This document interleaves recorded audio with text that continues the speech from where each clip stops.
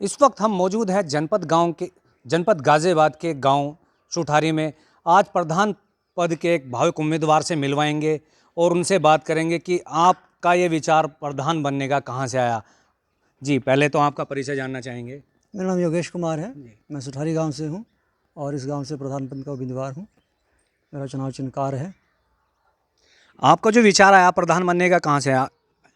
Actually मैं 2010 में, मेरे बड़े भाई हैं एडवोकेट साहब, वकील साहब, वो चूँकि लॉ जानते थे तो उन्हें पंचायती राज एक्ट की अच्छी समझ थी, तो उनके माध्यम से उन्होंने जो पहला प्रयास किया था 2010 में, उन्होंने बताना चाहा था कि हमारी ग्रामीण जनता को इस पंचायती राज व्यवस्था की संपूर्ण जानकारी नहीं है और यदि चुनाव में उतरकर मैं उसको सही रूप से, सुचारू रूप से भूमिका उसमें अपनी अदा कर सकूं, तो इस पूरी व्यवस्था को, जो कि विकेंद्रीकरण, सत्ता के विकेंद्रीकरण की व्यवस्था है, उसको मैं सही रूप से लागू करवा सकूंगा।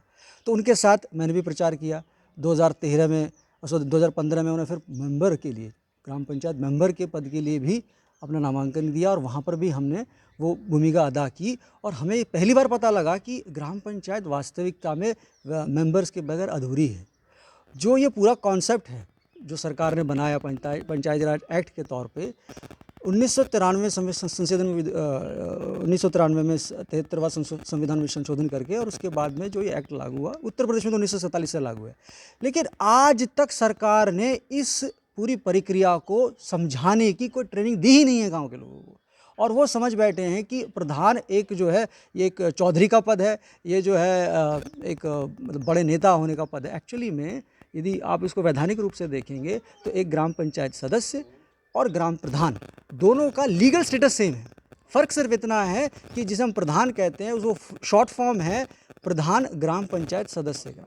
कहने का अर्थ ये है कि ये दोनों ही ग्राम पंचायत सदस्य या ग्राम प्रधान, जो कि ग्राम पंचायत प्रधान ग्राम पंचायत सदस्य जो है, ये दोनों ही पे पब्लिक सर्वेंट होने के कारण सीआरपीसी की सारी धाराएं लागू होती है। इन पे भ्रष्टाचार के सारे केस चल सकते हैं, जो कि एक पब्लिक सर्वेंट किसी आईएएस पे भी चलते हैं। लेकिन आज तक हमारे गांव के रिकॉर्ड की बात करो, जो कि बहुत ही सभ्य, शिक्षित, सुशिक्षित पूरे जनपद में गांव हैं, उसके बावजूद भी ये जो कमियां हैं पंचायती राज की, ये आज तक दूर नहीं हो पाई हैं। तो ये मेरे बड़े भाई के बाद फिर मुझे लगा कि मेरी भी जिम्मेदारी बनती है, क्योंकि हमने इसको समझा है तो हम गाँव तक पहुँचाएँ। तो ये जो चुनाव है, ये एक अच्छा अवसर होता है उस विचार के मंथन के लिए, उस विचार को व्यक्त करने के लिए। तो मुझे लगा मुझे अपने आप को एक उम्मीदवार के तौर पे पेश करना चाहिए, ताकि हम ऐसी चर्चाओं को गांव में शुरू कर सकें। चुनाव के दौरान, चुनाव जैसे हर 5 साल में आते हैं, एक नया चेहरा उभर कर सामने आता है और उसमें नए नए जो है गांव वालों को लुभाने की बातें करते हैं। जी, क्या आप इसी तरह से बनने के बाद यही कार्य करेंगे जैसे? और जो देखिए, मेरे को बहुत से मेरे ग्रामीण शिकायत भी कर रहे थे, भाई तुम्हें एकाएक ये आइडिया कैसे आया, तुम क्यों जो है चुनाव में उतरे अचानक से। देखिए, पहली बात तो कोई सरकार ने हमें रोका नहीं है। कोई भी व्यक्ति जब उसका मन करे नामांकन से पहले तक वो अपना नामांकन कर सकता है। मेरे गाँव में हुआ है, यहाँ तक हुआ है मेरे गांव में पिछली बार कि एक व्यक्ति मेरठ ज़िले का, वो यहाँ का सीधा सीधा नामांकन करके अपने आप को इंट्रोड्यूस करता है, गांव को परिचय कराता है, और वो यहाँ का बीडीसी भी सदस्य होता है, ब्लॉक प्रमुख भी हो जाता है। लेकिन मेरे ही गांव के लोग मुझे ये प्रश्न कर सकते हैं कि भाई आपने ये सूचना मुझे 1 महीने पहले क्यों नहीं दिया, साल भर पहले क्यों नहीं दी, जबकि हम इस गाँव में सक्रिय रूप से भूमिका अदा कर रहे थे। हम बहुत प्रधान हो या अन्य ऐसी एक्टिविटीज़ में शामिल थे जो उनका सहयोग कर रहे थे। लेकिन हमने देखा कि उन पर वो भूमिका नहीं निभाई जा रही है, सही जो होनी चाहिए थी उनसे नहीं हो रहा है, और वो हमारा सहयोग भी नहीं रहे हैं। तो ऐसी अवस्था में अपने आप को एक उम्मीदवार पेश करना मेरी मजबूरी थी। दूसरा विषय ये है कि जिस प्रकार से वो अपने आप को उम्मीदवार दर्शाने की कोशिश कर रहे हैं, लुभाव दे के लोगों को, चाहे वो पैसे के माध्यम से या अन्य माध्यम से हो, वो मुझे सरास नहीं आ रहा था। मेरी अंतरात्मा मुझे झंझोर रही थी कि ये एक ऐसा समय है जहाँ मुझे चुप नहीं रहना चाहिए, मुझे कहना चाहिए कि ये गलत है। और वो कहने के लिए मैंने अपना नामांकन दाखिल किया, और नामांकन दाखिल करने के बाद में मैंने देखा कि बहुत से जो सुशिक्षित लोग हैं उनको ये जो मेरा उम्मीदवारी है बड़ी पसंद आई। हाँ, कुछ ऐसे लोग हैं जो पुरानी रूढ़िवादी परंपरा से चल रहे हैं, जिनका मानना है कि आपको 1 साल या 5 साल पहले अपने आप को इंट्रोड्यूस कराना था कि आप जो मैदान में उतरेंगे। देखिए, यदि हम युवा ऐसे नहीं आएंगे जो इस चीज़ को समझते हैं, और यही रूढ़िवादी परंपरा के हिसाब से चीज़ें चलती रहेंगी, तो वही है इनका कहना है। जिस हिसाब से मैं देख रहा हूँ कि आप पहले आते, आप पहले एक भंडारा लगाते, आप जो है अपने आप को कंगाल करते, उसके बाद फिर आप देखते सरकारी योजनाओं में भ्रष्टाचार करने के लिए। यदि मैं भ्रष्टाचार पर नज़र रखूँगा तो मैं वास्तविकता में ना तो उनको डरा पाऊँगा, धमका पाऊँगा जो भ्रष्टाचार कर रहे हैं। तो मुझे स्वयं को पहले उस चीज़ से मुक्त रखना होगा, और उसके लिए मैंने कहा कि मैं ना तो खिला सकता हूँ, ना आपको पिला सकता हूँ, और ना मैं पैसा बाँट सकता हूँ। आपको लगता है गाँव में तो आपके जो है जनता को लुभाने के लिए मिठाई बांटी जा रही है, शराब भी बांटी जा रही है, हो सकता है पैसे भी बांटे जा रहे हों। बिल्कुल, तो क्या आप भी उन्हीं की तरह कर रहे हैं, बिल्कुल जनता को नहीं। लुभाने के लिए पैसे बांट रहे हैं, बिल्कुल, मिठाइयाँ मेरे खिला को रहे हैं उनको? 100% विश्वास है, मुझे पूरा यकीन है कि मेरा गाँव मुझे चाहता है, और ज़ाहिर-सी बात है वोटों में भी वो रूपांतरित होगा। यदि नहीं भी होगा तो भी कोई बात नहीं है, तभी हम सक्रिय रूप से लगे रहेंगे। मेरा इस समय उद्देश्य है इस प्रचार मुहिम के दौरान कि पंचायती राज व्यवस्था को मूल रूप से, सही रूप से मैं समझा सकूँ। कई जैसे हमारे ग्रामीण इकट्ठा हुए हैं, ये हम लोग नहीं समझ पा रहे हैं कि ग्राम सभा यानी हर वोटर एक सांसद के रूप में होता है।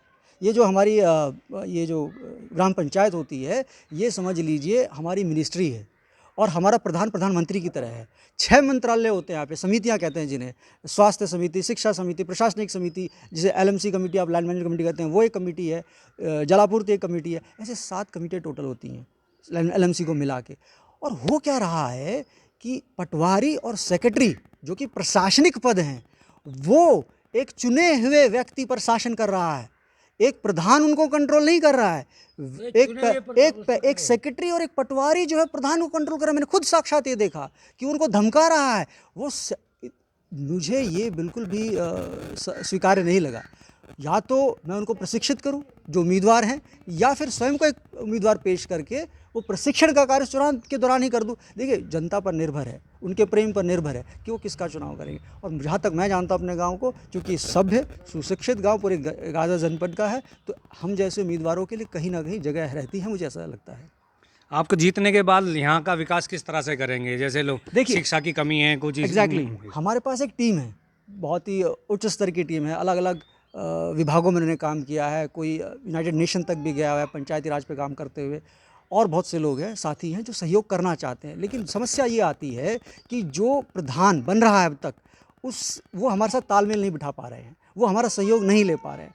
ऐसी अवस्था में मेरे पास कोई और चारा नहीं था, क्योंकि मेरे साथी सदस्य जो बाहरी हैं, वो चाहते हैं कि, क्योंकि मेरा उनसे तारतम्य अच्छा है, कि मैं अपने आप को उम्मीदवार पेश करूं। इस कारण मैं आया हूं, जो कि इतना सहज तो होने वाला नहीं है, क्योंकि पुरानी परंपराओं को तोड़कर लोग मेरी नई विधि नीति के अनुसार पूर्ण रूप से स्वीकार करेंगे तो मैं नहीं मान सकता। लेकिन हाँ, एक बहुसंख्यक तौर पे लोग स्वीकार कर रहे हैं, मैं देख रहा हूँ। जैसे आपका चुनाव चिन्ह कार है जी, कार दौड़ेगी, और आपका जो विकास भी इसी तरह से कार की तरह दौड़ेगा। देखिए, मेरे जनपद में एक ऐसा व्यक्ति है प्रधान, जो कि चमत्कार कर गया है। चमत्कार वो ये कर गया है कि छोटा सा 700 वोटर का गांव, जिसे हम खुराजपुर कहते हैं, जिसको 7 लाख रुपए सालाना सरकार देती है उसके गांव के विकास के लिए, परंतु उसने इतना अच्छा काम करके दिखाया अपने गांव के लिए कि उसे राज्य सरकार ने 10 लाख का इनाम दिया है। 2 साल से वो पा रहा है, और केंद्र सरकार ने 50 लाख का इनाम उसके लिए पास कर दिया। तो बताइए, 60 लाख का एक्स्ट्रा अमाउंट वो सरकार से ले आया, क्योंकि वो सुशिक्षित था, बीटेक सिविल इंजीनियर लड़का है। तो वैसे ही मैं BSc ऑनर्स फिजिक्स हूँ, MSc electronics, MSc statistics, net qualified electronics and computer science में, और PhD के लिए प्रयासरत हूँ। नेशनल बिजनेस सेंटर की मैं ट्राई कर रहा हूँ। तो ये सारी शिक्षा का मैं पूरा लाभ अपने गांव को देना चाहता हूँ। उस शिक्षा व्यवस्था में आमूलचूल परिवर्तन के लिए हम प्रयास करना चाहते हैं, जो हमसे छूट गई है, गुरुकुल व्यवस्था। तो मैं आपके विचारों से लग रहा है जी, जैसे प्रत्याशी जो है कम से कम ग्रेजुएशन किए हुए प्रत्याशी चुनाव के अलग मैदान में उतरने चाहिए, जो शिक्षित हों। बिल्कुल। देखिए, जब तक आप पंचायती राज को नहीं समझेंगे, आप कैसे ADO, CDO, BDO इनसे अपने गांव के लिए योजनाओं को ला पाएंगे? आपको पता होना चाहिए कि हमारे जो कानून है हमें किस तरह से सक्षम बना रहा है। सबसे बड़ी बात जो मैं इस मुहिम में करना चाह रहा हूँ, ये करना चाह रहा हूँ कि हर ग्राम सभा का सदस्य ये समझे कि उसके पास क्या ताकत है। उसके पास ये ताकत है कि वो प्रधान को जब चाहे सीट से उतार सकता है। यदि 300 वोटर्स मेरे गांव के साइन करके DPRO को जमा कर देते तो वो कल उतर जाएगा। ये समझ उनको होनी चाहिए। ये जो 5 साल का हम एक तरीके से चुनाव कर देते हैं, उनसे लाभ ले लेते हैं, कुछ किसी भी रूप से वो प्रलोभन है, उसके बाद हम निष्क्रिय हो जाते हैं। ग्राम सभा के सदस्य बिल्कुल निष्क्रिय हो जाते हैं, वो नहीं होने चाहिए। वो जागरूक रहने चाहिए, उनको जगाए रखना चाहिए प्रधान को भी, और उस पूरे ग्राम पंचायत को भी, मेंबर उसको भी अपनी एक्टिव भूमिका, सक्रिय भूमिका निभानी चाहिए। हमने पिछली बार भी प्रयास किया था, लेकिन वो हो नहीं पा रहा था। अब की बार इसीलिए खुद हमें मेंबर के तौर पे भी आना पड़ा, हमारे साथियों को भी आना। तो ये हम ऐसे छोटे छोटे प्रयासों के साथ एक आमूलचूल परिवर्तन, एक रोल मॉडल पेश करना चाह रहे हैं अपने जनपद के लिए, जो आगे भी रेप्लिकेट किया जा सके। देखिए, हमारी जो बात हो रही है एक ऐसे प्रत्याशी से बात हो रही थी, उनके विचार देके अगर शायद सभी प्रत्याशी के ऐसे विचार हों तो गांव शहर का विकास हो सकता है। पल पल की खबरें आपको दिखाते रहेंगे ताकि से जिंदा रहे। कैमरामैन सरफराज राजपूत के साथ में वाई के राजपूत, पल्स 24 गाजियाबाद।